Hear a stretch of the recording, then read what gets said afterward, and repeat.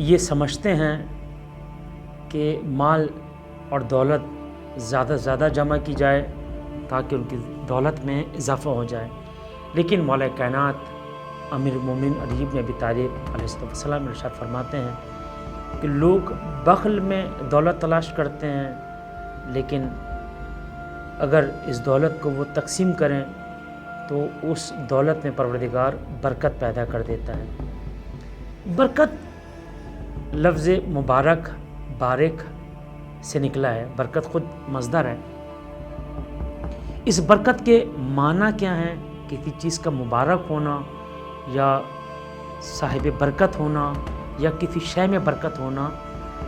تعداد کے لحاظ سے، وزن کے لحاظ سے کوئی چیز کم ہو لیکن اپنے اثر میں وہ زیادہ ہو اور سامنے والے کو اس کی کمی کا احساس نہ ہو، اس شے میں برکت کہی جاتی ہے۔ مثلا عموماً ہوتا یہ کہ کسی نے کوئی دعوت رکھی، اس کو یہ احساس میزبان کو پریشانی کھائی جا رہی ہے، کھانا کم نہ پڑ جائے، کیا ہوگا، کیسے ہوگا، بڑی رسوائی ہوگی، لیکن آخر میں وہ مطمئن ہو جاتا ہے کہ نہ کھانا کم پڑا، نہ کوئی مہمان بھوکا رہا اور نہ ہی عزت میں کمی واقع ہوئی۔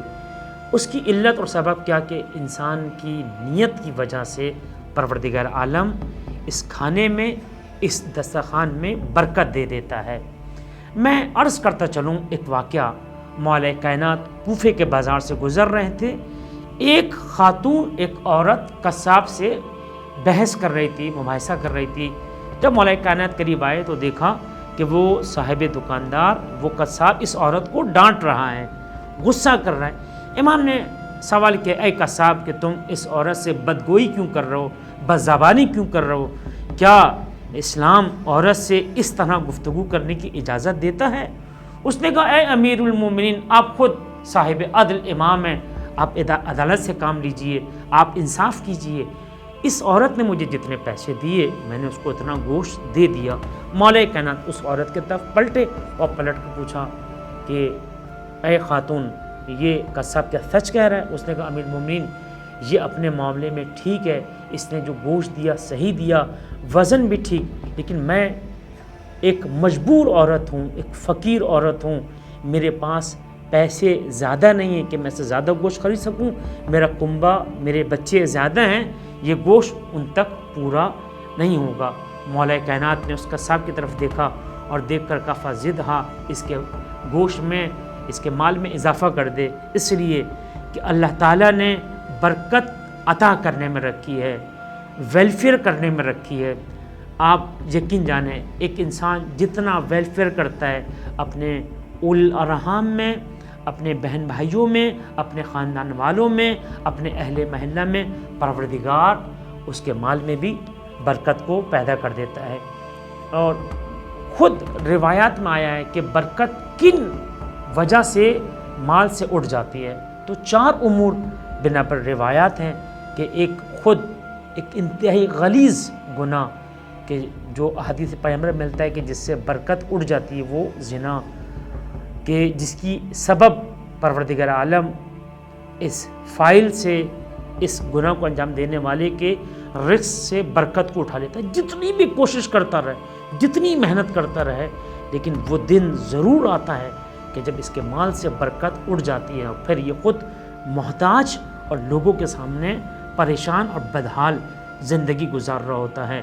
پھر روایات میں آیا ہے کہ دوسرا عنصر کہ جس وجہ سے برکت اٹھتی ہے وہ چوری ہے۔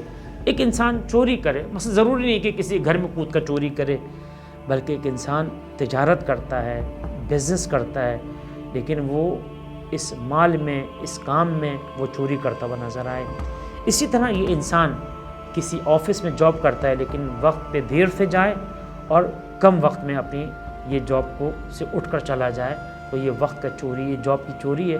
جب انسان چوری کرے گا تو اس کی مال سے، اس کی تنخواہ سے برکت کو پروردگار عالم اٹھا لیتا ہے۔ اسی طرح شرب الخمر، شراب نوشی سے کی وجہ سے بھی، اس بری لت، اس بری نشے کی وجہ سے بھی کہ جو ام الخبائث کہلایا گیا یہ گناہ، شراب خوری ایک ایسا گناہ ہے کہ جس کے دسترخوان سے اللہ تعالیٰ برکت کو اٹھا لیتا ہے۔ حتیٰ روایت میں ہے کہ جس دسترخوان پر شراب رکھی ہوئی اس دسترخوان پہ کھانا بھی کھانا انسان مومن کے لیے روا نہیں ہے۔ اور عزیزان گرامی قدر اسی طرح ایک گناہ کہ جو خیانت ہے، یعنی ایک مومن کا گناہ غلطی آپ کو پتہ چلی اور آپ نے پورے محلے میں پوری سوسائٹی میں جا کے اس کا ڈھنڈورا پیٹ دیا، یہ خیانت صرف مال کی خیانت نہیں ہے بلکہ کسی کی عزت نفس کو پامال کرنا، کسی کی عزت کو نیلام کرنا جو ہے وہ بھی ایک گناہ۔ اور افشاء الفحشاء، کسی کی فحش ترین چیز، کسی کی بدترین گناہ کو بھی لوگوں کو زبان زد کرنا، عام کرنا، کسی کمی، کسی کا گناہ آپ نے دیکھ لیا اس کو بھی جا کے مارکیٹ کر دینا، سوسائٹی میں بین کرنا بھی ایک خیانت ہے۔ اور اللہ تعالیٰ سے دعا ہے کہ پروردگار ان تمام گناہوں سے ہمارے نفوس کو، ہماری نسلوں کو، ہمارے جوانوں کو پروردگار محفوظ رکھے۔ والسلام علیکم ورحمۃ اللہ۔